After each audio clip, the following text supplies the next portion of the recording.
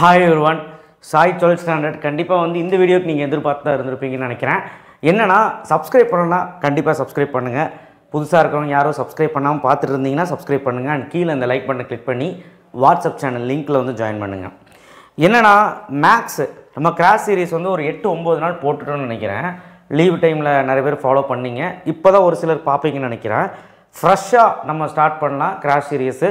இல்லை அந்த 9th டேலேருந்தே start பண்ணலாம். எதாக இருந்தாலுமே எனக்கு திரும்ப ரிப்பீட் பண்ணியே போடுறேன், பிரச்சனை இல்லை.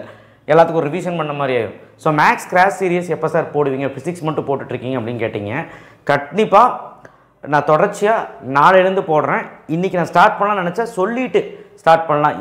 இதுக்கு வந்து எவ்வளோ பேர் பார்ட்டிசிபேட் பண்ணுறீங்க, எனக்கு வந்து சும்மா இல்லை. நீங்கள் வந்து டெய்லி எனக்கு நான் ஒரு 3 சம் போடுவேன். 3 சம்மும் 4 சம்ம தான் போடுவேன். அந்த சம்மு எனக்கு நீங்கள் அனுப்பிச்சாதான் எனக்கு ஒரு மோட்டிவாக இருக்கும். ஏன்னா நிறைய பேர் சும்மா பார்க்குறீங்க, ஆனால் போட்டு பார்க்குறதில்ல. இது எதுக்கு நான் இந்த கிராஸ் சீரீஸே ஆரம்பிக்கிறேன்னா, டெய்லியும் மேக்ஸ் 1 hour இல்லை 3/4 மணி நேரம் இந்த சம்ஸையாவது போட்டு பாருங்கடா அப்படிங்கிறதா மெயினாக நான் எய்ம் பண்ணுறது.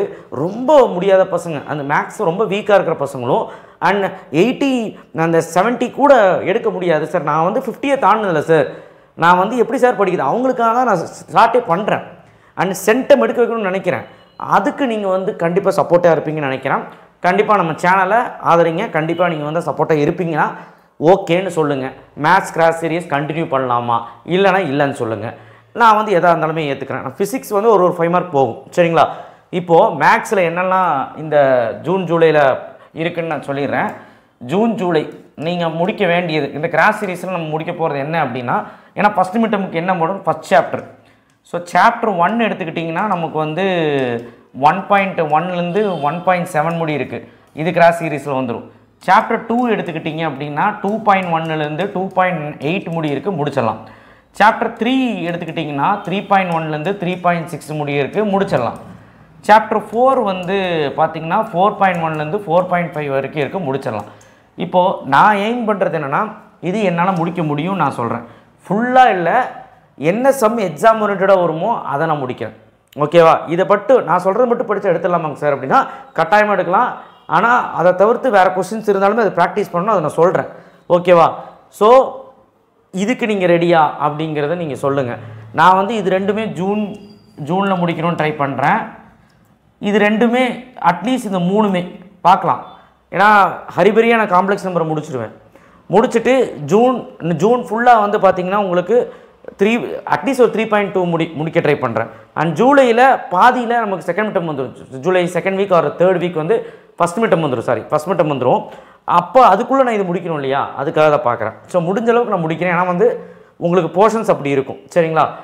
4 சாப்டர்ஸ் இருக்கும், சரிங்களா maths. So maths 1 year plan என்னங்கிறது கேட்டுக்கோங்க. இது வந்து ஜூன் ஜூலையோட போர்ஷன்ஸ். இதுக்கப்புறம் வந்து பார்த்திங்கன்னா உங்களுக்கு செப்டம்பர் போர்ஷன் வந்து பார்த்திங்கன்னா வால்யூம் 1 ஃபுல்லாக நான் எல்லா வீடியோலையும் சொல்லிட்டேன். வால்யூம் 1 ஃபுல்லாக. November portion second midterm portion வந்து உங்களுக்கு வந்து பார்த்திங்கன்னா 7th chapter 8th chapter 9th chapter ஒரு சில ஸ்கூலுக்கு 10 சாப்டர் இருக்கும். டிசம்பரில் ஹாஃப் இயர்லியில் வந்து பார்த்திங்கன்னா உங்களுக்கு ஃபுல் போர்ஷன் ஓகேவா. ஸோ இதுக்கு எப்படி நீங்கள் ஓகேவா இல்லையான்னு சொல்லுங்கள். 11th ஸ்டாண்டர்டை பற்றி நான் இப்போ கேட்கல. 11th ஸ்டாண்டர்டுக்கு வேணும்னாலும் கிராஸ் சீரிஸ் ஸ்டார்ட் பண்ணலாம், அதை நான் அப்புறம் பேசுகிறேன். இப்போ 12th ஸ்டாண்டர்டை பற்றி மட்டும் பேசுகிறேன்.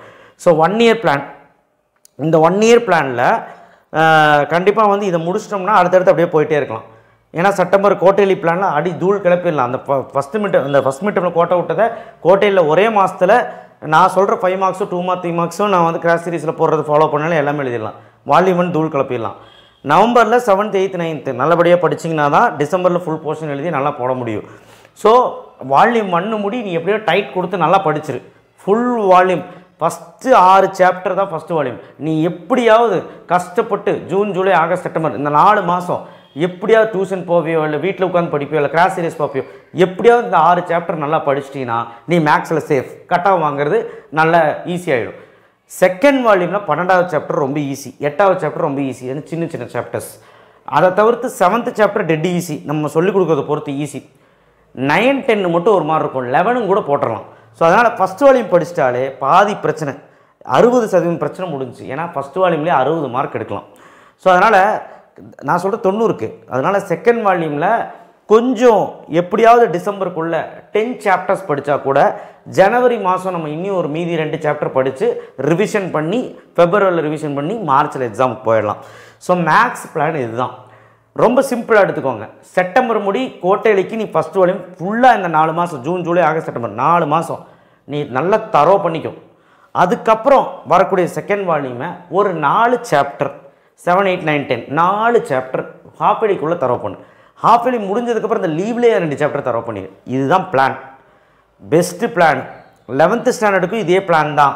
ஆனால் 11th ஸ்டாண்டர்டுக்கு வித்தியாசமாக இருக்கும். ஃபஸ்ட்டாக வர்றீங்க, இப்படி அறிபறியெல்லாம் நான் சொன்னால் உங்களுக்கு புரியாது. அதனால் தனியாக வந்து சொல்கிறேன் 11th ஸ்டாண்டர்டுக்கு. ஓகே, தனியாக உங்களுக்கு ஒரு வீடியோ போடுறேன். 12th ஸ்டாண்டர்டுக்கு இதுதான் பிளான்.